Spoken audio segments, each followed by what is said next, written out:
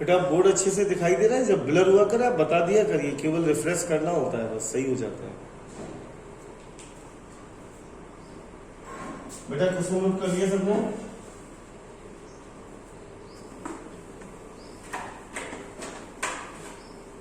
चलिए बेटा सॉल्व कराते हैं, सारे बच्चे देखो इधर। अच्छा, ये आईआईटी में पूछा गया था, सब्जेक्टिव पेपर जब होते थे आईआईटी के प्री और मेंस करके। तो बेटा याद देखो, इन्होंने 87.5 किलोमीटर दे रखा है और हमसे कहा जा रहा है कि आप इसे माइल में कन्वर्ट करिए। और मजेदार चीज देखना, इन्होंने किलोमीटर और माइल का कोई डायरेक्ट रिलेशन नहीं दिया, इन्होंने दुनिया भर की यूनिट्स हमें बता दी और हमें रिलेशन निकालने के लिए कहा है। तो हमें कुछ नहीं करना है, केवल हमें स्टेप बाय स्टेप आगे बढ़ना है। ठीक है? कैसे? हमें हमारे क्वेश्चन में किलोमीटर दे रखा है, आप सीधा सा क्वेश्चन अपने आप से पूछोगे कि हम किलोमीटर के बारे में क्या जानते हैं। तो इन्होंने हमें दे रखा है कि 1 किलोमीटर इक्वल टू 1000 मीटर, तो डायरेक्ट हमें इसी को यूज करना है। 1 किलोमीटर इक्वल्स 1000 मीटर। हम इसका यूनिट फैक्टर बनाए दे रहे हैं। बेटा यूनिट फैक्टर कैसे बनाया जाता है? फिर से हम अपनी बात रिपीट कर रहे हैं। आपने जो जानकारी लिखी है आप इसे रेशियो के फॉर्म में लिखिए। रेशियो के फॉर्म में इसलिए आता है कि किसे न्यूमरेटर में किसे डिनोमिनेटर में, तो आप अपने क्वेश्चन को देखिएगा। किलोमीटर आपका न्यूमरेटर में है तो वो आपका डिनोमिनेटर में होना चाहिए। 1000 मीटर अपॉन 1 किलोमीटर। केवल यूनिट्स को कॉम्प्लीमेंट्री करना होता है। अभी क्या करोगे आप? 87.5 kilometre multiplied by 1000 metre upon 1 kilometre. बेटा इससे ये कैंसिल हो गया और हमारा आंसर आ गया 87.5 into 10 to the power 3 metre. Metre में कन्वर्ट हो गया।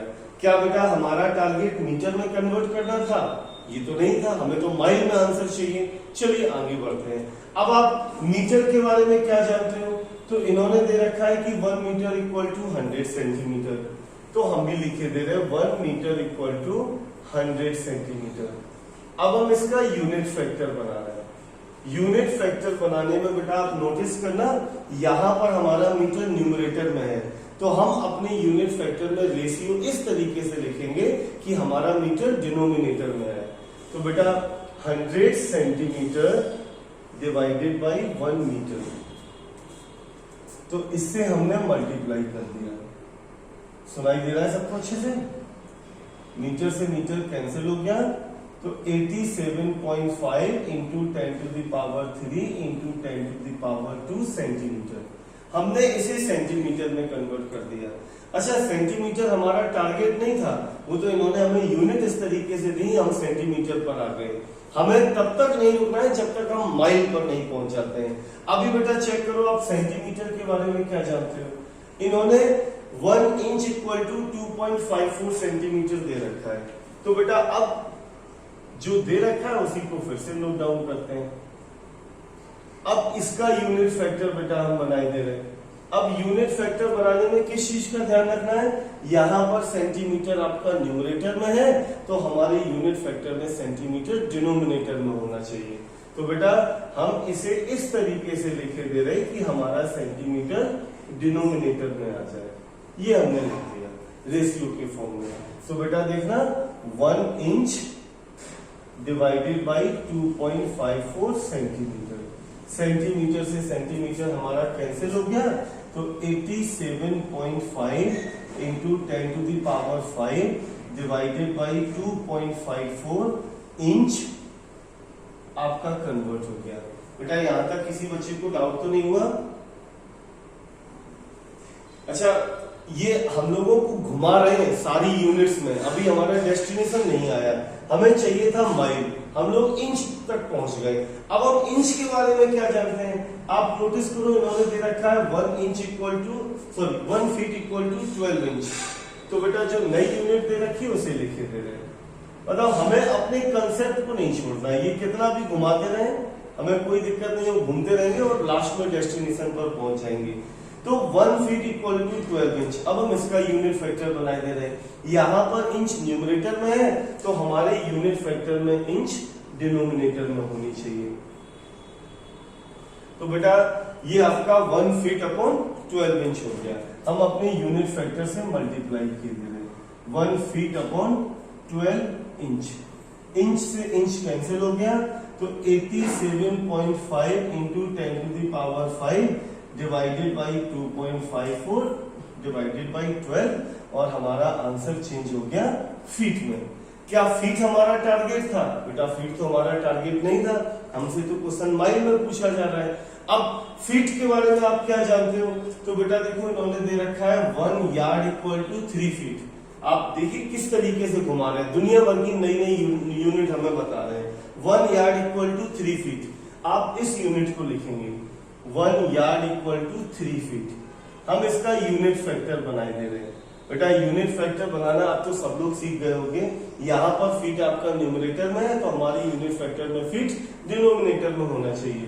तो 1 यार्ड डिवाइडेड बाई 3 फीट, ये आपका हम इससे मल्टीप्लाई किए दे रहे हैं। तो 1 यार्ड डिवाइडेड बाई 3 फीट, तो इससे ये कैंसिल हो गया और ये आपका आ गया 87.5 into 10 to the power 5 divided by 2.54 divided by 12 divided by 3 और ये हमारा यार्ड में चेंज हो गया। बेटा किसी को कोई समस्या तो नहीं हुई? एंड फाइनली अभी भी ये हमारा टारगेट नहीं है, हमारा टारगेट क्या था? माइल। तो अब आप माइल के बारे में क्या जानते हैं? देखो यार्ड और माइल का रिलेशन दे रखा है, इन्होंने फाइनल पॉइंट पर आके हमें रिलेशन दिया है, तो बेटा इसे हम नोट किए ले रहे हैं। 1 माइल इक्वल टू 1760 यार्ड, हम इसका यूनिट फैक्टर बनाए दे रहे हैं। अब यहां पर यार्ड ऊपर है तो हमारा यार्ड नीचे होना चाहिए यूनिट फैक्टर में, तो बेटा 1 माइल डिवाइडेड बाई 1760 यार्ड, इससे मल्टीप्लाई किए दे रहे हैं।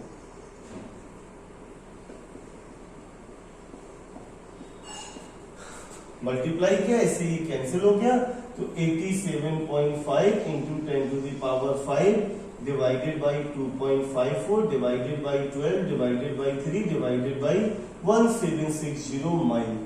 आप इसे सॉल्व कर लेना और आपका माइल में आंसर आ जाएगा। अभी बेटा बताओ समझ आया? आप नोटिस करना, अभी 1 घंटे पहले हम लोगों ने क्लास 5th या 6th के टॉपिक से स्टार्ट किया था, जिसमें हम लोगों ने क्वेश्चन पूछा था कि 10 रुपए में इतने पेंसिल आते हैं तो 12 रुपए या 14 रुपए में कितने आएंगे, क्लास 5th या 6th का। और उसी एप्लीकेशन को यूज करके हम लोगों ने एक तरीका डेवलप किया है कि अगर हमारे पास मल्टी डायमेंशंस हैं तो हम उनकी यूनिट को कैसे कन्वर्ट करेंगे, ठीक है।